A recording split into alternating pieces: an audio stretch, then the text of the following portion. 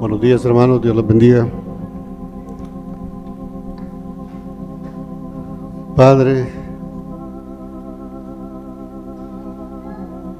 abre nuestro entendimiento,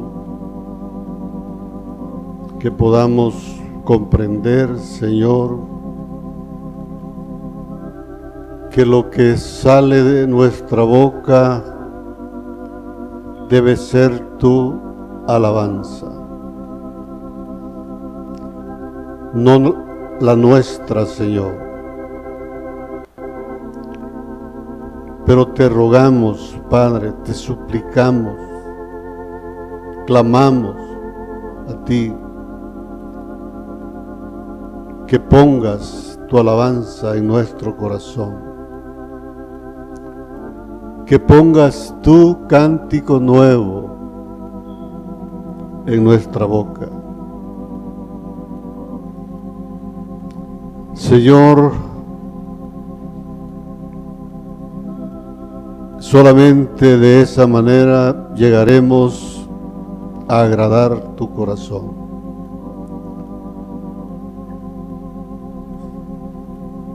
Por favor, óyenos y quédate con nosotros esta mañana. En el nombre de Cristo. Amén.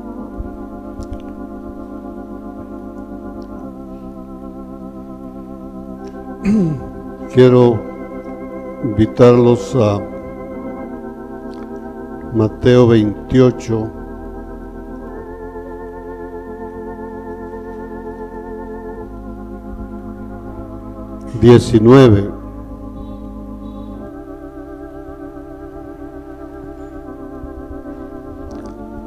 Mateo 28, 19.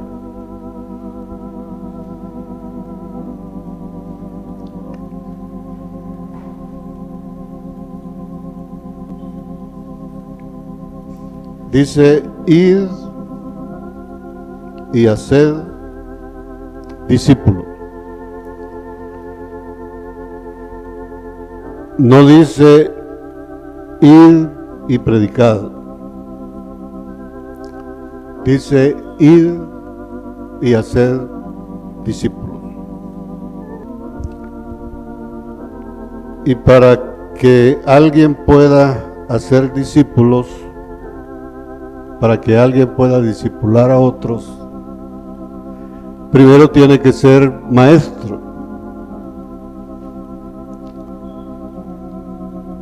Y la función del maestro es enseñarle al discípulo todo lo que él sabe.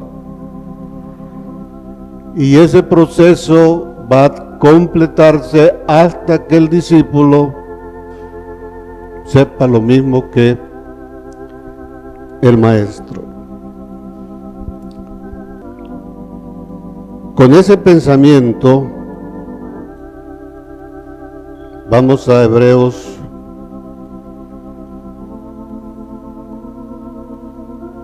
capítulo 4.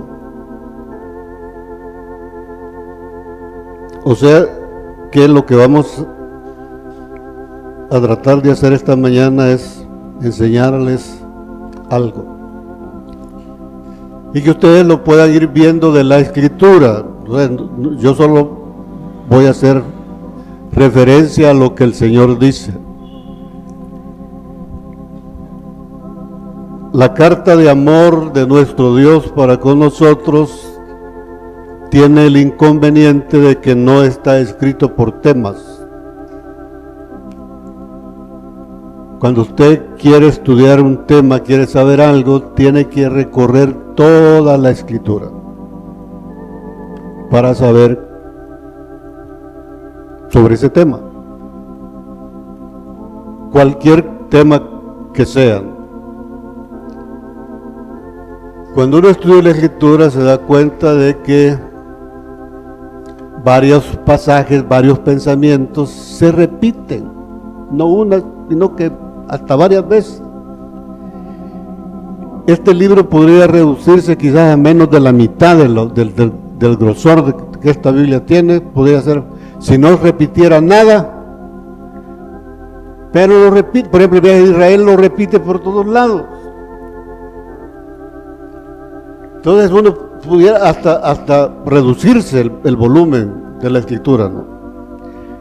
Entonces yo quiero transmitirles un pensamiento hoy y les pido que cuando escuchen la predicación, no solo la escuchen, sino que traten de recoger la metodología, porque lo que les voy a estar compartiendo esta mañana es la forma en que yo estudio la Biblia, y es algo que lo puede hacer cualquiera de nosotros aquí, cualquiera, y el Señor va a hablarles de la misma manera.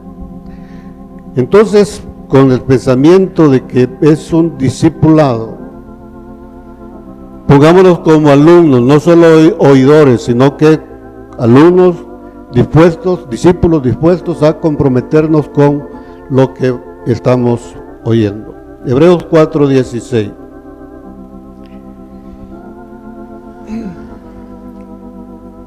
Acerquémonos pues confiadamente al trono de la gracia para alcanzar misericordia.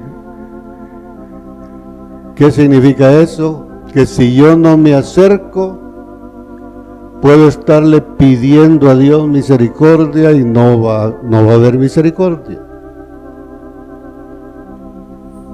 Podrá haber misericordia de Dios así de forma como lo que conocemos como la providencia, de vez en cuando el Señor quiere llamarnos la atención para algo y que despertemos y que lo busquemos, puede venir un acto de misericordia. Pero aquí estamos hablando de un proceso.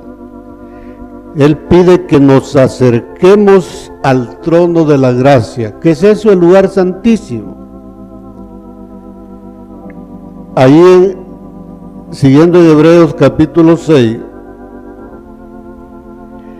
dice: por tanto, dejando ya los rudimentos de la doctrina de Cristo, vamos adelante a la perfección. ¿Dónde se alcanza la perfección? Cuando llegamos a la estatura del varón perfecto. Cuando somos hechos a su imagen y semejanza, alcanzamos la perfección.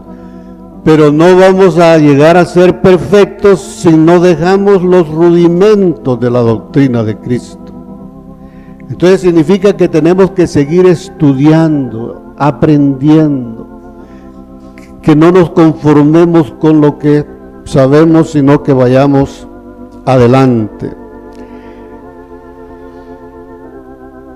En el versículo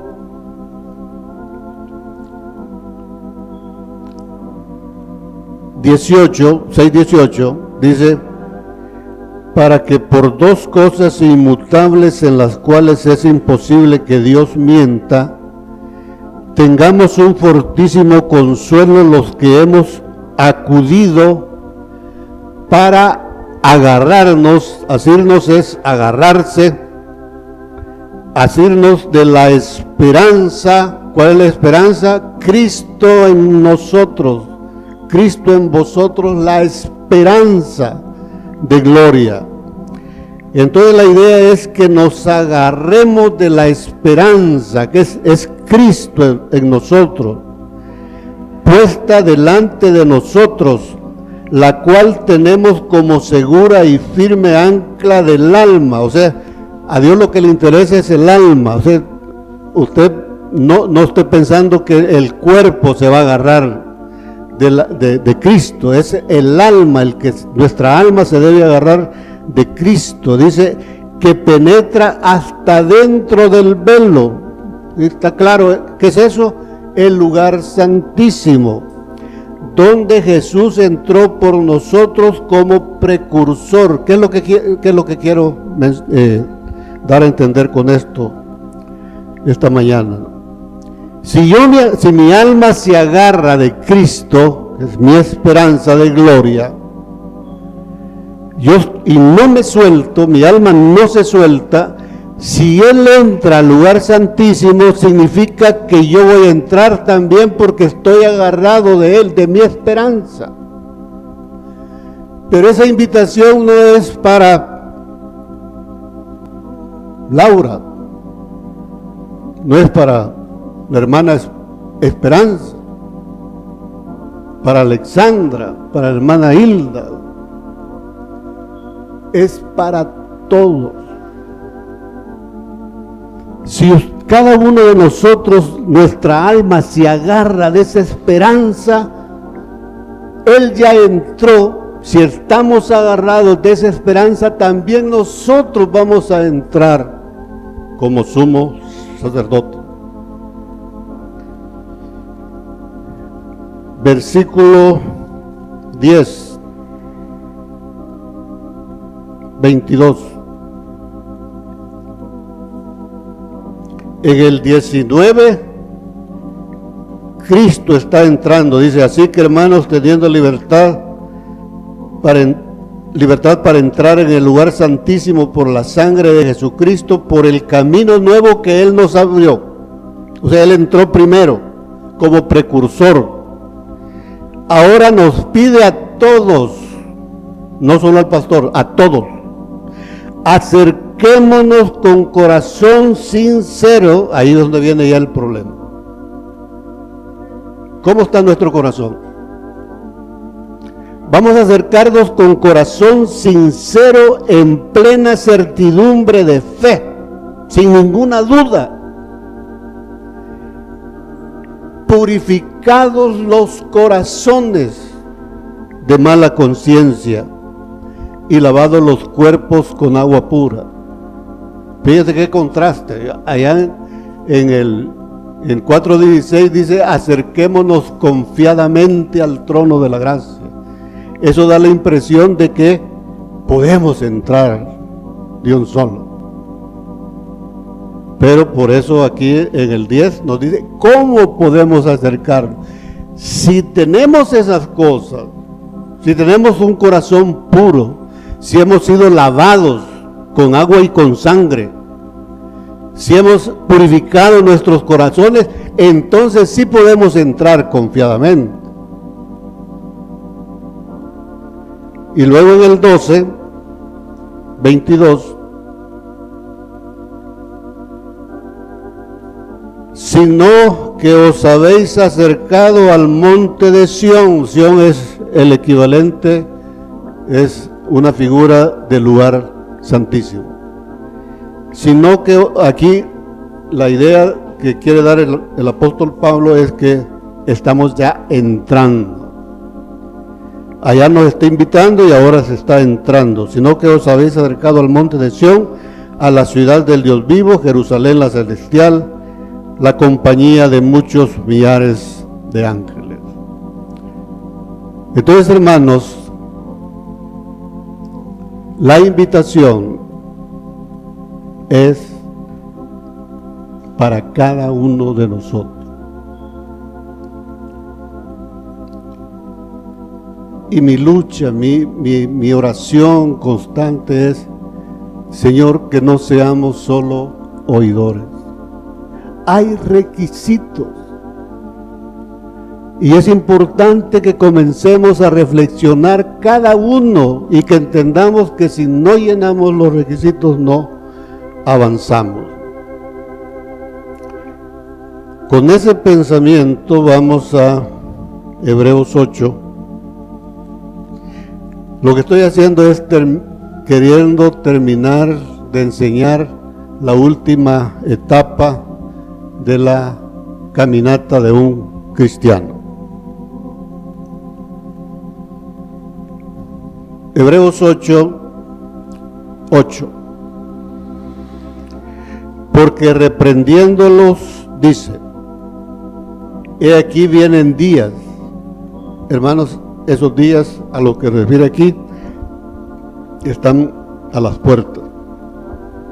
He aquí vienen días, dice el Señor, que estableceré con la casa de Israel y la casa de Judá un nuevo pacto.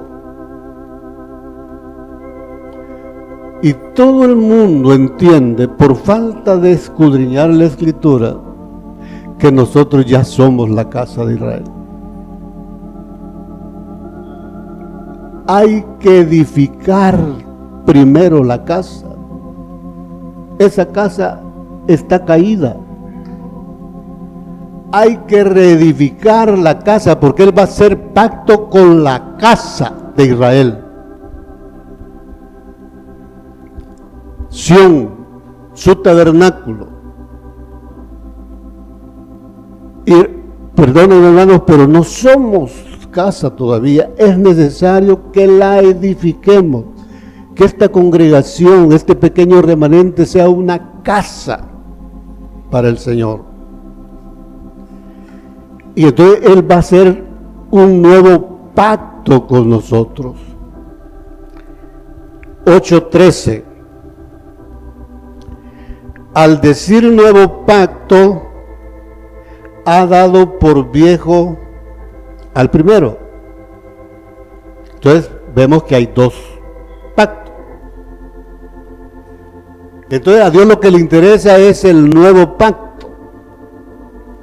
El viejo pacto es una sombra, necesitamos estudiarlo porque por medio del antiguo pacto se nos van a dar las instrucciones para que nosotros cumplamos con el nuevo. Entonces dice, al decir nuevo pacto, ha dado por viejo al primero, y lo que se da por viejo y se envejece está próximo a desaparecer. Pero no debe entenderse como ha hecho la iglesia, que cuando dice he dado por viejo al primero, ya no tenemos nada que ver con el antiguo pacto.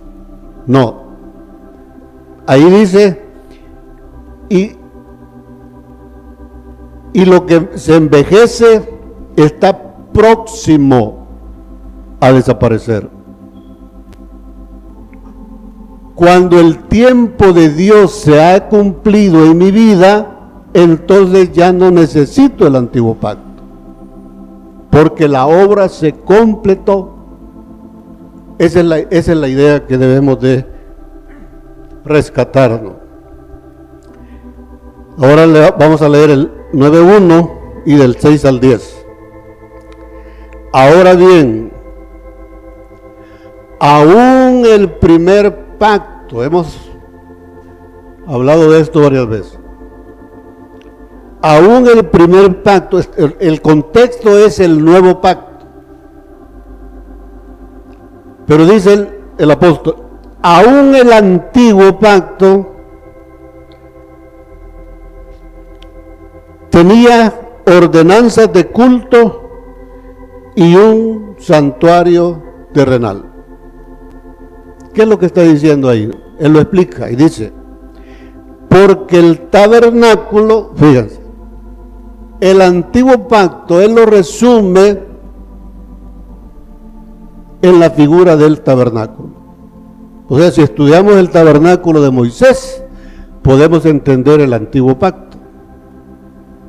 Y el antiguo pacto tenía dos cosas. Porque el tabernáculo estaba dispuesto así. En la primera parte, llamada lugar santo, más claro no puede estar, estaba el candelabro, la mesa y los panes de la proposición, y tras el segundo velo estaba la parte del tabernáculo llamada el lugar santísimo.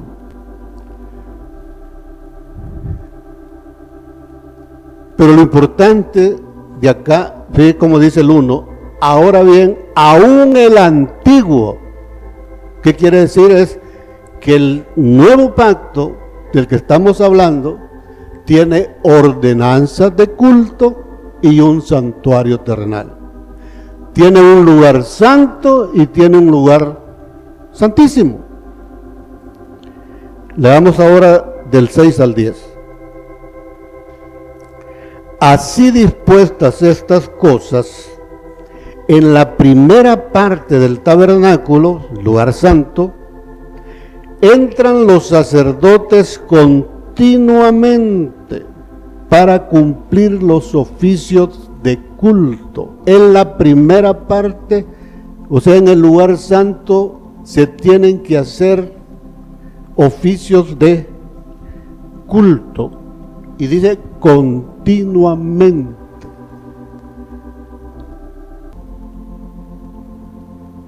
Nosotros tenemos, por falta de visión,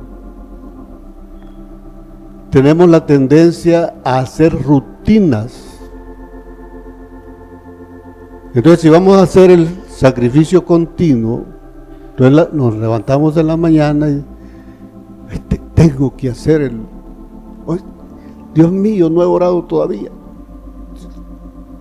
Como que hay que cumplir con algo. Bueno, así se comienza siempre, todos comenzamos así, ¿no? Eso es lo que está diciendo aquí. En el lugar santo van a haber rutinas. Así empezamos. ¿Por qué? Porque no sabemos cómo se adora, cómo se alaba, cómo se ora. Todas esas cosas las desconocemos, hermanos. Yo estoy orando y esperando el momento en que ocurra que Dios ponga su alabanza en mi boca y que lo alabe en espíritu y verdad. Mientras eso no ocurra, vamos a estar haciendo continuamente oficios de culto. Eso es lo que está diciendo. O sea, no tengo que hacer lo que hacía en el pacto antiguo. Ya nos explicaron que hoy ya no es un sacrificio de animales, sino que hoy es un sacrificio de alabanza. Cuando estoy alabando, estoy ofreciéndole un sacrificio a Dios. Pero si no sé cómo, entonces yo levanto mis manos, canto y todo, pero lo estoy haciendo yo. Seamos claros. En la medida que hayamos misericordia, en la medida que hayamos gracia, esa alabanza va a ir cambiando de calidad, si le podemos llamar así. Y cada día, no cada día, porque la verdad es no cambia cada día. Pongámosle cada mes. Uno siente que está entrando. Estaba leyendo un libro, porque hay una frase entre los evangélicos, hay una frase que cuando uno está en pecado, la oración no pasa del techo. ¿Cuántos han oído eso? No pasa de eso. Entonces un hermano, que es un hermano, por lo que describe el libro, es un hermano precioso, conoce al Señor. Y él dice, porque alguien le dice, mi oración no pasa del techo, dale gracias que siquiera llega al techo. Me dejó pensando esa frase, ¿no? Porque puede ser que ni siquiera salga, solo es una rutina. Entonces, en la medida que la alabanza va creciendo, la adoración va creciendo, el clamor va creciendo, va a sobrepasar el techo y va a llegar a la presencia del Señor y lo vamos a agradar. ¿A quién? ¿Quién lo va a agradar? El Hijo. No Roberto Herroa o el hermano Víctor. El Hijo es el único que... Él es en él tengo complacencia, dice él. Él no le da gloria a ningún otro, a ninguna carne, solo a su Hijo. Pero la meta es que su Hijo crezca en mí. Entonces, cuando su Hijo crezca, Él va a alabar.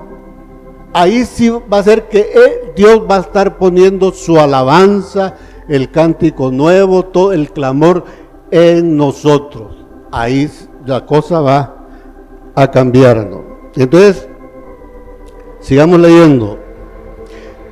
¿Qué quiero decir con esto, no?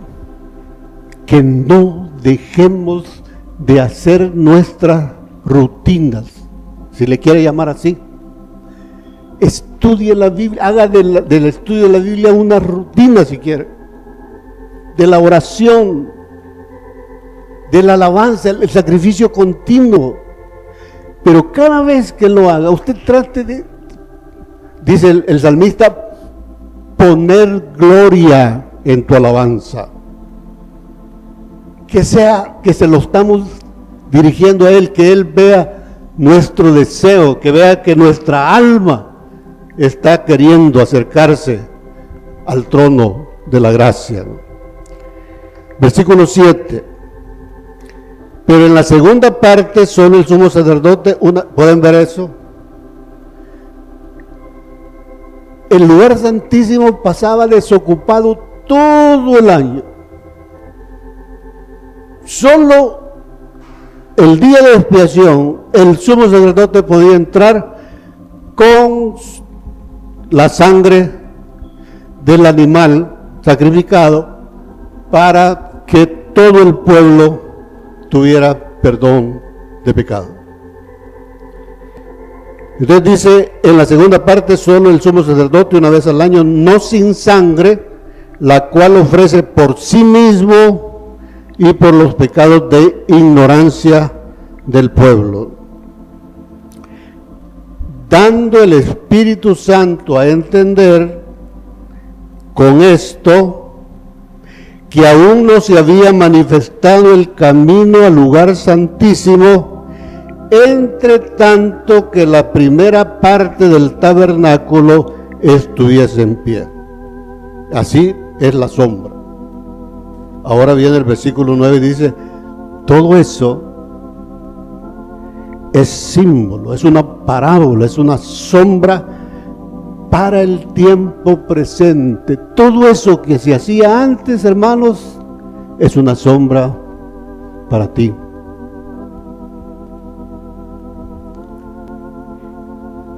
Según el cual se presentan ofrendas y sacrificios que no pueden hacer perfecto en cuanto a la conciencia.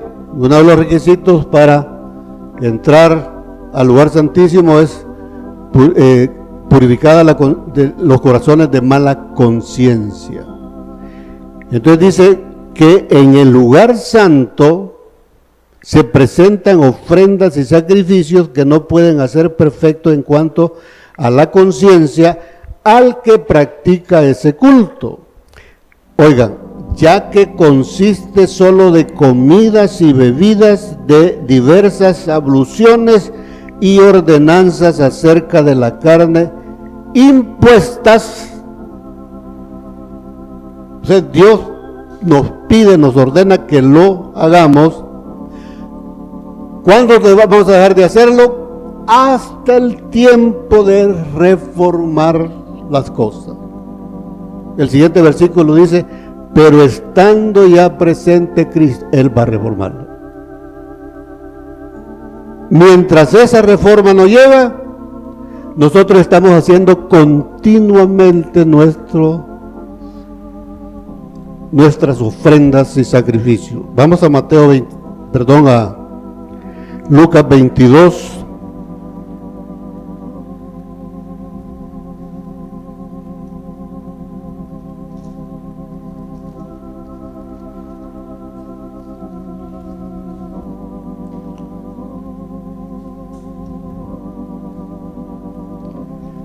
Sería bonito para todos que aquí hubiera un capítulo que dijera el nuevo pacto y uno comienza a leer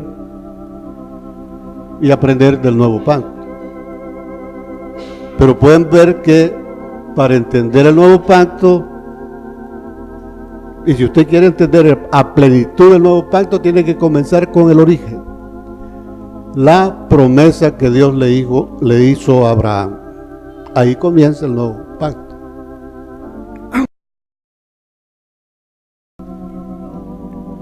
(19:20) Lucas 22, 19 y 20.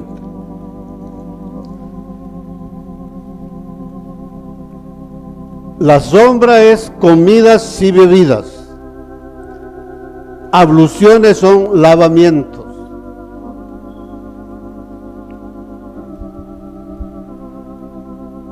Y luego dice, otra cosa decía,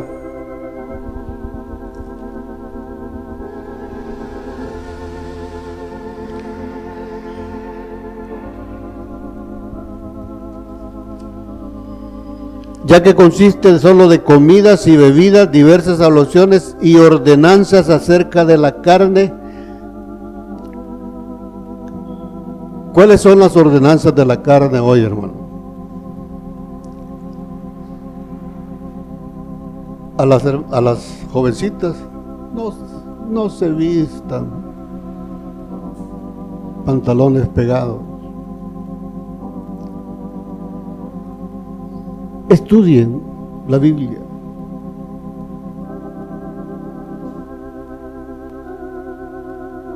No mientan. Son ordenanzas acerca de la carne. Allá era agarrarla, matar al animal, hacerlo, dividirlo en partes, la carne, y ponerla en el fuego. Entonces hoy las ordenanzas son esas, es acerca de la carne. ¿Cuántas cosas hemos? Hermano, airados, pero no pequéis. Es una ordenanza en contra de la carne. No se ponga el sol sobre vuestro enojo, otra ordenanza. Padres, no exasperéis a vuestros hijos, ordenanza acerca de la carne. Pero ¿qué dice Lucas 22, 19 y 20? Y tomó el pan y dio gracias, lo partió y les dio, diciendo: esto es mi cuerpo, que por vosotros es dado, haced esto en memoria a mí. De igual manera, después que hubo cenado, tomó la copa diciendo: esta copa es el nuevo pacto. ¿En qué consiste? En comidas y bebidas. ¿De qué hemos estado hablando? De la santificación. Y para la santificación necesitamos lavar nuestros cuerpos con agua pura, por fuera y por dentro. ¿A qué se reduce lavar nuestros cuerpos con agua pura? Estudiar la palabra. Si la obedezco, si yo la estudio y la obedezco superficialmente, solo me estoy lavando por fuera. Si la bebo, me estoy lavando por dentro. Es una santificación más verdadera. Entonces, las comidas y las bebidas es abrazar la cruz. De eso se trata. No tengo que hacer los sacrificios que se hacían antes. Aquello es la sombra. Y eso el Señor mismo me lo explica cuando dice: el que come mi carne y bebe mi sangre tendrá vida eterna. El que come mi carne y bebe mi sangre, yo lo resucitaré el día postrero. Estamos comiendo la carne del Señor, estamos bebiendo esa copa.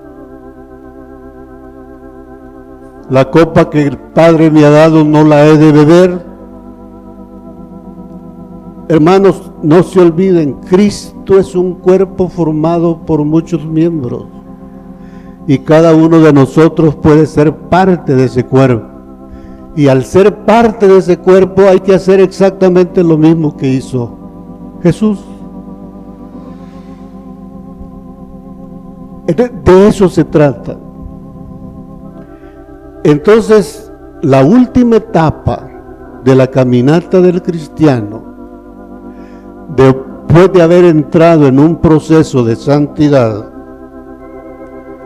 Dios, dijimos, nos va a llamar al sacerdocio levítico. Después nos va a llamar para ser sacerdotes, y por eso traía a cuenta lo que estamos hablando esta mañana. El sacerdote, lo que hace en el lugar santo son diversas sacrificios y ofrendas, comidas y bebidas, lavamientos y ordenanzas según la carne. Pero dice que esas cosas van a dejarse de hacer hasta que el tiempo de reformar las cosas llegue. ¿Quién decide eso? Él. Más adelante vamos a hablar de lo que se necesita para esperar, ¿no? Paciencia. Pero no es una paciencia pasiva, es una paciencia activa. Es haciendo lo que el Señor me pide para el nivel en que estoy, y luego es tener la paciencia de que Él haga su obra en mí. Y luego, si llegamos a ser sacerdotes,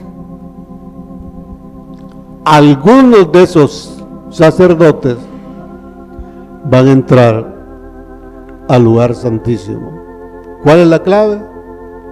Entrando, ahí solo se entra derramando la propia sangre.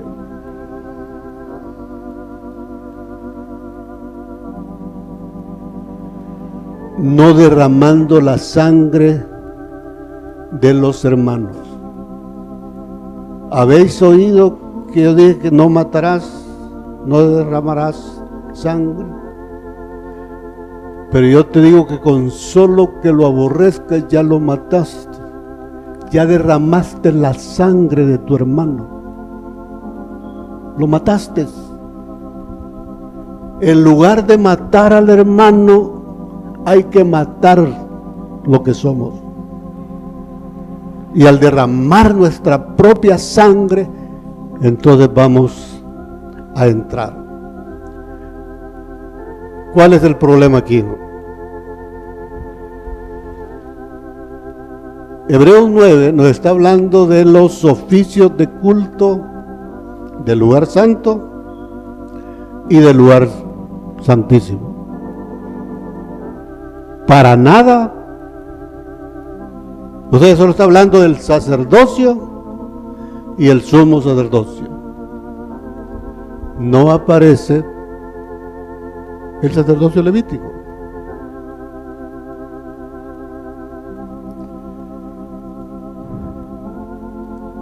¿Qué quiero que la iglesia vea y lo realice para su propia vida, su propia alma? Recordemos que algunos todavía puede ser que estén comenzando a aprender el lenguaje.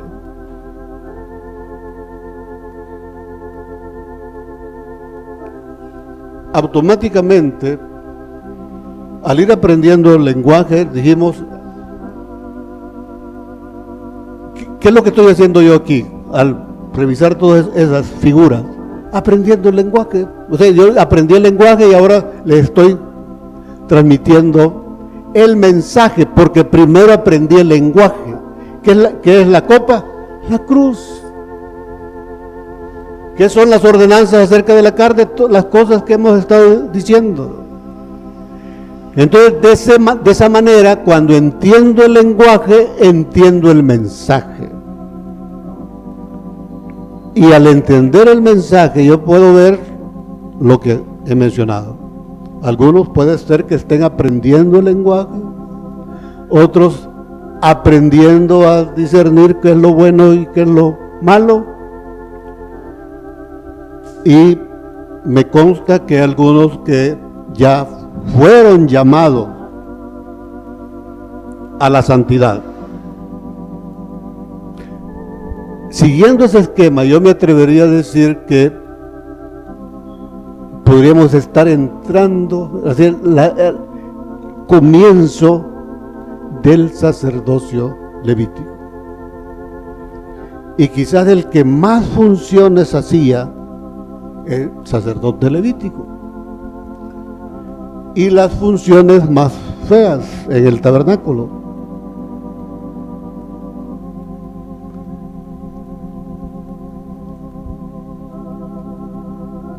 ¿Qué trato de decir? Que reconozcamos dónde estamos.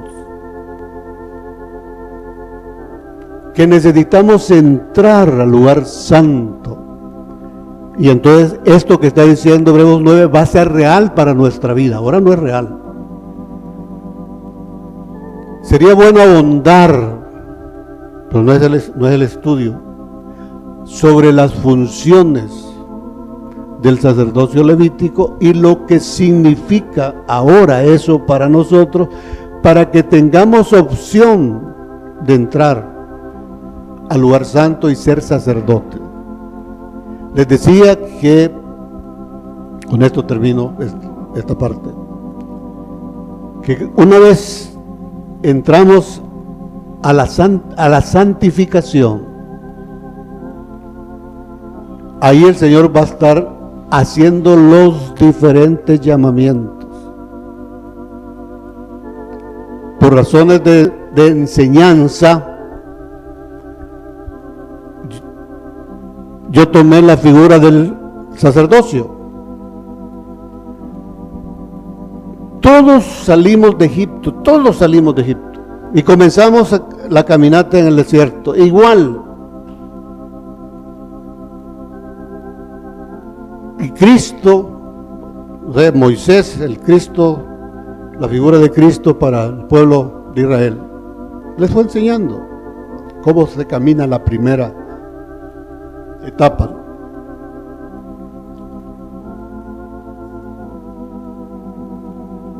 Al llegar a este nivel, digamos, según el estudio del viaje, estamos hablando de Refidim y la falda del monte Sinaí. Entonces, además del llamamiento al sacerdocio, van a venir los llamamientos al apostolado, al profeta, maestros, evangelistas y pastores. ¿Por qué no lo tenemos? Entonces, como dice Pablo, no es que la palabra de Dios haya fallado, sino que nosotros no hemos entendido el mensaje y no hemos ido cubriendo los requisitos. Pero una vez entramos al sacerdocio levítico y hacemos lo que al sacerdote levítico se le pide, entonces solo va a esperar el momento de reformar las cosas para que el Señor nos meta en el lugar santo. O sea, como sacerdote, el sacerdote solo ministra en el lugar santo. Entonces, si yo ya soy sacerdote, yo sé que ya entré al lugar santo. Ahí se termina el proceso de la santificación y la parte final es la santidad, con la cual vamos a ver al Señor en el lugar santísimo. Así que espero, hermanos, que tomemos conciencia y veamos todo el proceso. Imaginen cuántos domingos hemos invertido desde la salida hasta esta fecha. Llevamos más de un año, hermano, de estar viendo esto. Ahora quiero que comencemos a ver la sexta prueba. Vamos a Éxodo 32.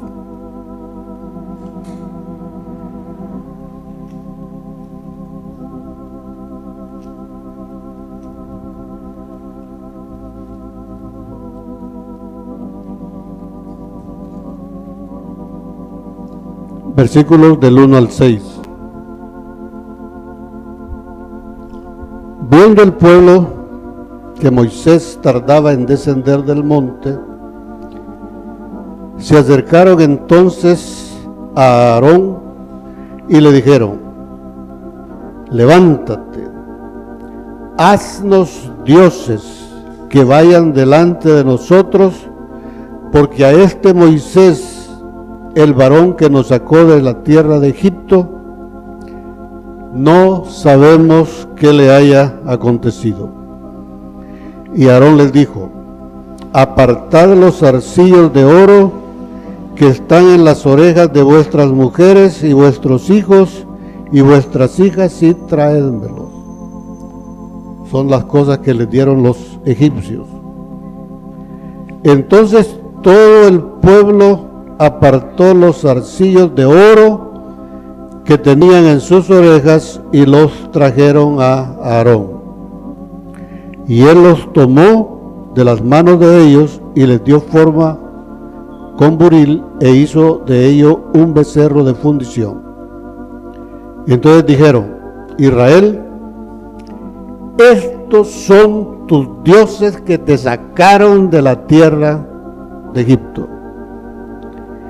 Y viendo esto, Aarón edificó un altar delante del becerro y pregonó a Aarón y dijo: mañana será fiesta para Jehová. Y al día siguiente madrugaron y ofrecieron holocaustos, presentaron ofrendas de paz, y se sentó el pueblo a comer y beber. Pero totalmente diferente de las comidas y bebidas que el Señor demanda de nosotros. Este es comer y beber conforme el espíritu de Satanás. Y se levantó a regocijarse. La prueba anterior estaba basada, que es la que estamos terminando hoy, estaba basada en el capítulo 19 de Éxodo. Ahora la sexta prueba está en el capítulo 32, o sea, hay 19 capítulos de diferencia. ¿Por qué? Porque no estamos estudiando el libro de Éxodo versículo a versículo, ni capítulo a capítulo, sino que estamos estudiando las pruebas. Yo llevo, con esta sería la sexta prueba. ¿De qué estamos hablando, no? Dios probó al pueblo de Israel varias veces durante el viaje. Algunos dicen que fueron 10 pruebas. Al estudiar el libro, pienso que son mucho más.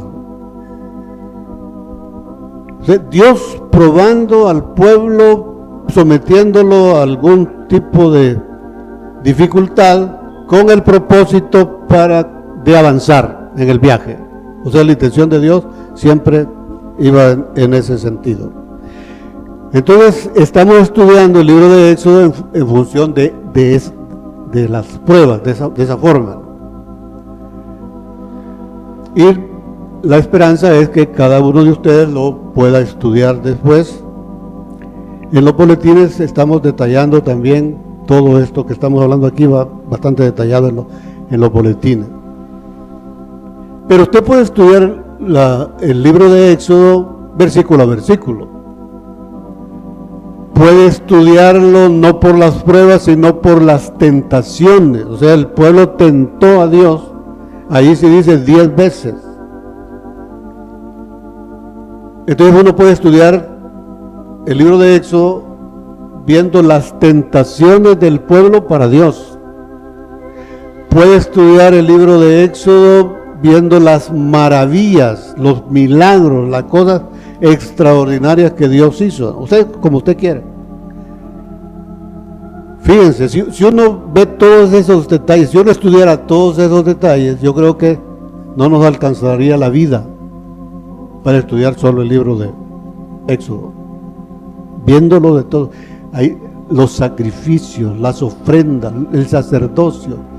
Hermanos, recordemos que los primeros 5 libros es la Torá que usan los judíos. Y los judíos hasta el día de hoy siguen estudiando la Torá. Siguen sacando de ahí verdades para ellos. Entonces, podemos estudiar esto de muchas maneras. Por eso es la diferencia entre el capítulo 19 al 32. Pero, ¿cuál es el problema? ¿Cuál es la prueba aquí? Leamos otra vez, ¿no? Viendo el pueblo que Moisés tardaba en descender del monte, oigan eso, tardaba. Se acercaron entonces a Aarón y le dijeron: levántate, haznos dioses que vayan delante de nosotros, porque este Moisés, el varón que nos sacó de la tierra de Egipto, no sabemos qué le haya acontecido. Aquí hay una característica común en cuanto al espíritu del mal. Por un lado, aquí están diciendo a este Moisés que nos sacó. Están reconociendo que Moisés lo sacó por la mano de Dios. Pero más adelante dice, cuando dice el becerro de oro, dice, estos son los dioses que nos sacaron. Imagínense, acaban de decir que fue Moisés y ahora están diciendo que el espíritu que gobierna sobre ese becerro es el que lo ha hecho. Luego dice en el versículo 3, entonces todo el pueblo apartó los zarcillos de oro que tenía en sus orejas y lo trajeron a Aarón, y él los tomó en las manos de ellos y les dio forma con buril e hizo de ello un becerro de fundición. Entonces dijeron, Israel, estos son tus dioses que te sacaron de la tierra de Egipto. Viendo esto, Aarón edificó un altar delante del becerro y pregonó y dijo, mañana será fiesta para Jehová. ¿Cuál es el problema aquí? Falta de paciencia. Moisés se tardó, no por su voluntad, sino que el Padre lo retuvo. Pero al no tener paciencia, ellos se perdieron. ¿Qué es lo que tenemos aquí, no? Cuando uno conoce el lenguaje, cualquiera de nosotros lo puede hacer. Podemos ver el mensaje por todos lados. Moisés es una figura de Cristo. No lo digo yo, lo dice Hebreos. Y resulta que Moisés caminó un tiempo con el pueblo, todo el principio, y luego sube al monte, a los lugares celestiales, a reunirse con el Padre para recibir los mandamientos. Y se tardó. Moisés se fue, les digo, me voy a ir a reunirme con Jehová, pero no les dijo cuándo iba a regresar. O sea, él no sabía ni el día ni la hora. Pero la idea de Moisés era que iba a regresar rápido, pronto. Pero se tardó. ¿Y cómo se tardó? Ellos se desesperaron y comenzaron a hacer lo que a cada uno le parecía. ¿Les parece familiar esta historia?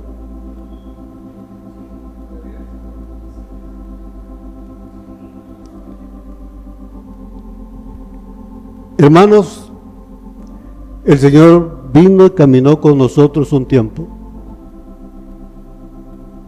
pero se fue y dijo, vengo pronto. Pero el día ni la hora, así como Moisés no sabía, dice la Escritura que ni Jesús sabía el día de la hora en que iba a regresar. Entonces, ¿qué ha pasado con su pueblo?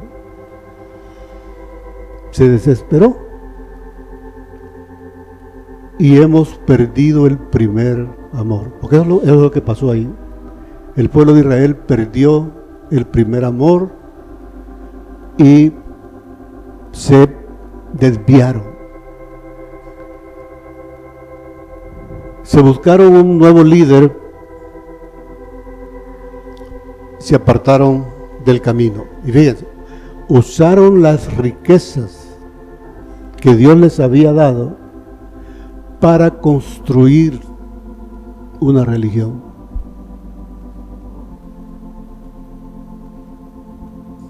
Es lo mismo que hemos hecho nosotros. Lo que recibimos de Dios cuando lo aceptamos, lo hemos ocupado para tantas cosas que no tienen nada que ver con la palabra de Dios.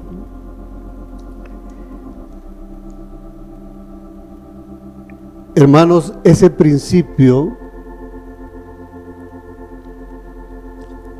esa verdad, va a estar sucediendo en nuestras vidas repetidamente, básicamente en cada jornada. Al final de cada jornada vamos a tener experiencias muy bonitas con Dios. Pero Dios, queriéndonos llevar a la siguiente, nos mete en un desierto. Él se va y quedamos en un desierto. ¿Qué es lo que quiere provocar en nosotros? Hambre y sed de su palabra. Y al final de esa jornada Él va a regresar. Pero cuando no tenemos paciencia para esperar ese momento, nos perdemos. Un ejemplo, o varios, voy a hacer unos 4 o 5 ejemplos. Comenzamos diciendo que el famoso Mateo 28, 19, que la iglesia lo defiende como la gran comisión, y entonces le dicen a uno, aquí dice, id y predicad el evangelio a todas las naciones. No dice así. Dice, id y haced discípulos. ¿Qué es lo que hemos hecho ahí? Cambiar la palabra de Dios para darle otro sentido. Y entonces andamos predicando por todos lados.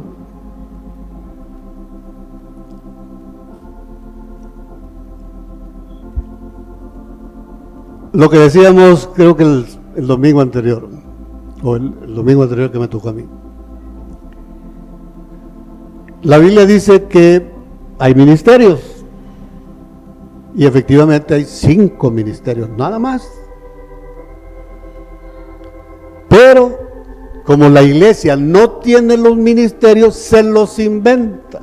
Y dijimos, el ministerio de la limpieza, el ministerio de cuidar la puerta, a todos le llamamos ministerio. No, hermano, el hermano Ismael está allá recibiendo a los hermanos, pero eso, el ministerio es ministerio de la palabra. O sea, para decir que nosotros tenemos un ministerio, deberíamos llegar a ser apóstoles, profetas, ahí sí. Como no tenemos dones, la iglesia se los ha inventado. Y entonces, por ejemplo,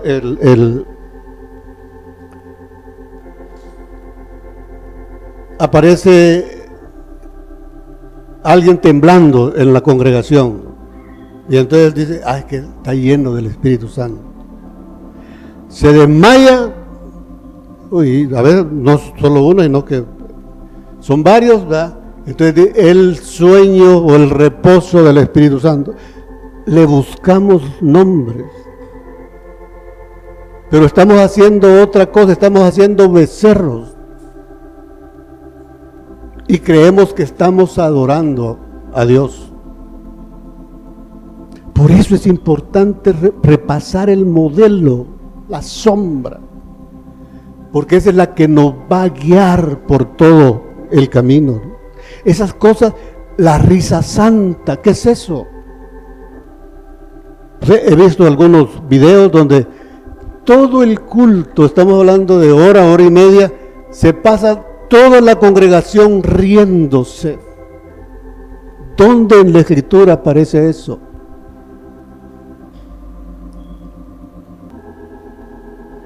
Entonces, perdemos el primer amor y entonces nos inventamos cosas.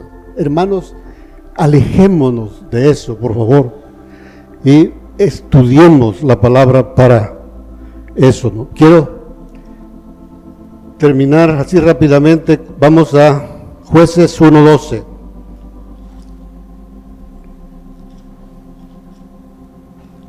Que se vayan con este pensamiento, ¿no?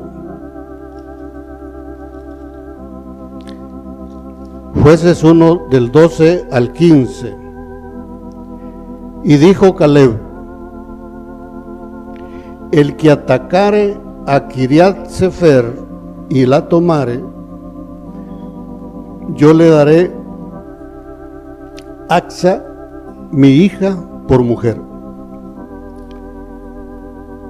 Y la tomó Otoniel, hijo de Cenaz, hermano menor de Caleb, era su tío. Y él le dio Axa, su hija, por mujer. Y cuando ella se iba con él, la persuadió que pidiese a su padre un campo. Y ella se bajó del asno y Caleb le dijo: ¿qué tienes?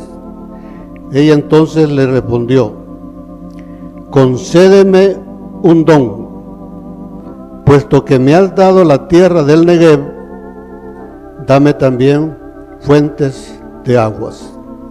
Entonces Caleb le dio las fuentes de arriba y las fuentes de abajo. Si conocemos el lenguaje de Dios y aplicamos el lenguaje de Dios a esta escritura, vamos a encontrar un mensaje. Kiriat significa ciudad. Sefer significa carta o libro. Entonces, Kiriat Sefer es la ciudad del libro. El que conquiste esa ciudad tendrá una esposa. ¿Y quién la conquista? Otoniel. ¿Qué significa Otoniel? La hora de Dios, el tiempo señalado por el Padre, la hora de Dios. Hermanos, si conquistamos esta ciudad, si conquistamos el libro, seremos la esposa.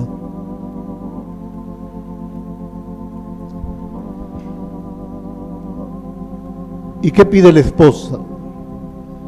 La esposa es: si me has dado el Negev es desierto. Y cuando estamos en el desierto hay sed. Entonces esta mujer clama a iniciativas de Otoniel. Y si me has dado este desierto,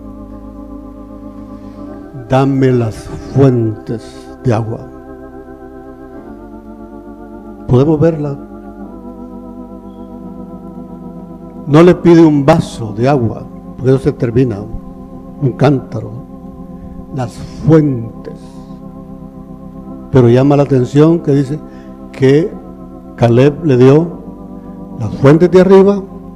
Según la escritura, eso es celestial, la palabra celestial, la palabra de Dios. La fuente de abajo es la fuente del enemigo. Hermanos, es importante que conozcamos lo bueno y lo malo. Necesitamos las fuentes. En esta etapa necesitamos las fuentes. O sea, las fuentes es algo que es agua que está saliendo continuamente, no cesa. Y la idea es que al final nos quedemos solo con las fuentes de agua viva, que aceptemos lo bueno y rechacemos lo malo. Entonces, hermanos, el pensamiento que quiero dejar esta mañana en cada uno de ustedes es que conquistemos, que no nos desanimemos, sigamos estudiando, aprendiendo el lenguaje poco a poco. Pero hay mucho que aprender antes de eso. Entonces, eso es como el equivalente a las fuentes de agua. Bebamos esa agua, porque para eso es el agua, para beberla y para lavarnos. Entonces, que anhelemos en nuestro corazón las fuentes de agua. Amén. Que Dios le bendiga, hermano.